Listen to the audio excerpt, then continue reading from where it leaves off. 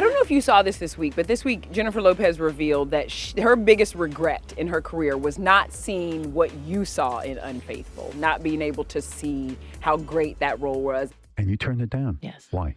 Because the script wasn't good. And Diane Lane got nominated for the Oscar. Oh, God. What's wrong? I don't know how to do this. This is wrong. Is that hard to live with? It's funny, it haunts me. Oh, I see. That role. I didn't hear that interview. Yes. I'm wondering if you ever had heard, well, number one, if you had ever heard that before, ever connected with her on that. No, I didn't. But I'm glad to hear it. I mean, how great. I don't know. It was your moment for sure. So yeah. It was somebody's moment, and it was my turn.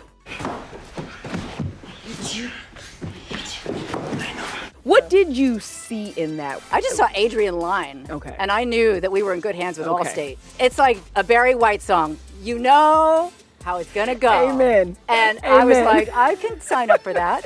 In the spirit of her saying that, is there a regret that you have in your career that you said, I should have done, or, oh, I really wanted to audition for that. I really wanted to be a part of that film? Well, I guess there's a lot to answer that question. That's the kind of question you need to ask me the night before so I can think about it. I think that there's plenty of that going around, and if you've been around as long as I have at this point, getting this award with the icon attached to the name, I mean, you know, that's what friends are for. We sit around and we laugh about the exchangeability of our experiences because things become ubiquitous. We've all had enough experience that you go with the flow and you roll with the punches and you say, well, next time I'll know better or whatever. I don't mind making mistakes as long as I don't lose the lesson. Yes.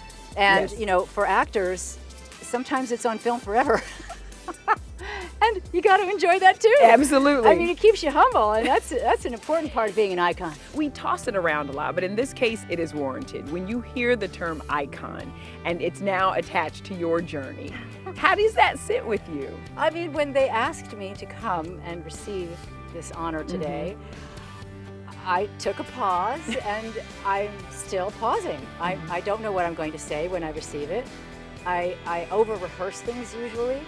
But I'm very touched, and I feel as though, you know, to be a leader, you have to have been a good server in the cause of whatever you're doing. So if you've been doing something long enough, then you might have a footprint in the sand that somebody else can take the next step. That's how I do it. I don't know if you realize it, but you just dropped a gem. To be a leader, you have to be a good server. I'm going to write that down and take that. I'm not even kidding. I'm going to write that down, take that with me for the rest of my life. I didn't make it up. I just rearranged it. Well, I hadn't heard it. I learned that too. I hadn't heard it. Is there a role in your career, though, when you think about this? Because I'm sure it's making you think about legacy and all the things that you've done. That was the turning point for you, or that you really felt like, okay, all right, I'm Diane Lane. Well, since we're on the water today, when we made Perfect Storm, and I was lucky enough to be the girl in it, or one of the many wonderful actresses who were also in that film that none of us made the poster, but that's okay. You know, that movie made so much money. I had never been in a Blockbuster before. And it felt sweet. It was like, oh, I haven't done that color in my tapestry, and I haven't. So there's always still things to experience, and that was just really pleasant. I love that. It was a while ago, but I enjoyed it. There's nothing like sleep, won't you? Just sleep.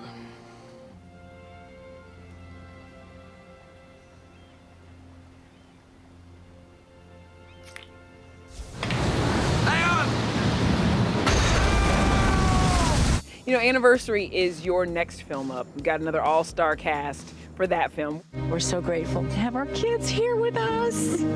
Josh brought them to me, my girlfriend. She doesn't blink. Guys, this is Liz. It's lovely to meet you, Mr. and Mrs. Taylor. What about being a part of like a thriller is a reminder of why you love this job and love this industry? This particular thriller I love because it happens within a family, and I feel that in that way it's relatable. It's a lot of family conversations at the dining table, and it'll make people see themselves and see their relatives and see what's happening in the globe and the politics. And the reason I think it's called Anniversary is because we see the change over time, annum each year, and you see how people are coping the best they can with change, which we know is the only constant. So we're doing the best we can. Well, speaking of anniversary, next year is the 30th anniversary of your film Jack. Oh my Robin gosh, Williams. is that true? Yes, indeed. Okay, if you say so. Can I sleep in here?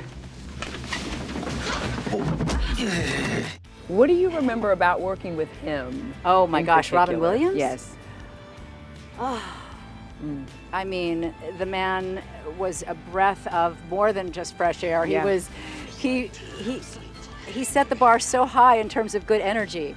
And when we wrapped, he gave me a lovely wrap gift, which was a Shakespeare book of all of Shakespeare writings, and he signed it to me, and it holds a very special place in my library. And because he has that in him, he can do all of it. He can do the court jester and King Lear and what do you got in between. He brought all of it with him.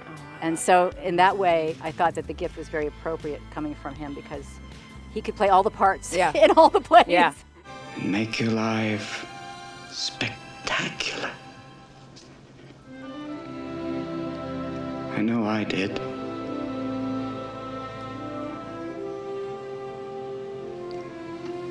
I made it, Mom.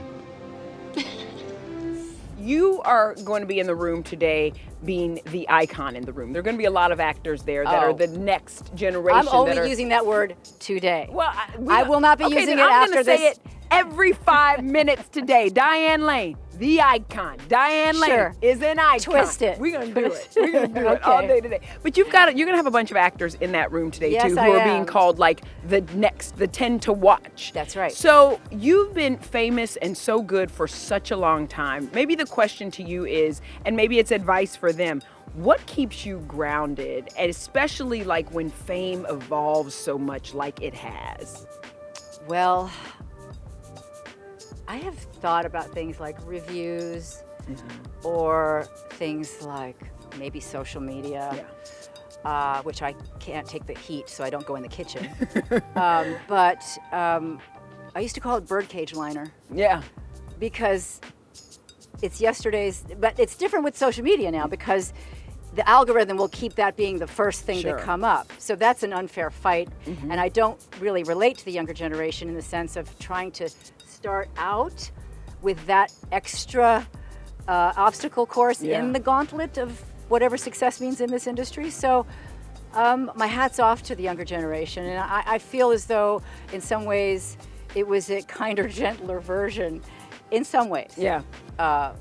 When I was coming up. I think I agree with you on that because it's a different era, but at the time you were coming up though, like we all were so focused on movies and watching, and there were, you know what I'm saying? It was a communal experience. Absolutely. And we all talked about Absolutely. the same experience that we had, even though one person loved it, one person hated it, and they had their reasons why. And that's what I miss, is sharing those debates, if you will, and having fan favorites and things. I feel very, everybody's kind of in a silo now in terms of their favorite thing. There's so much product, whether it's historical or current or about to come out or fan-based.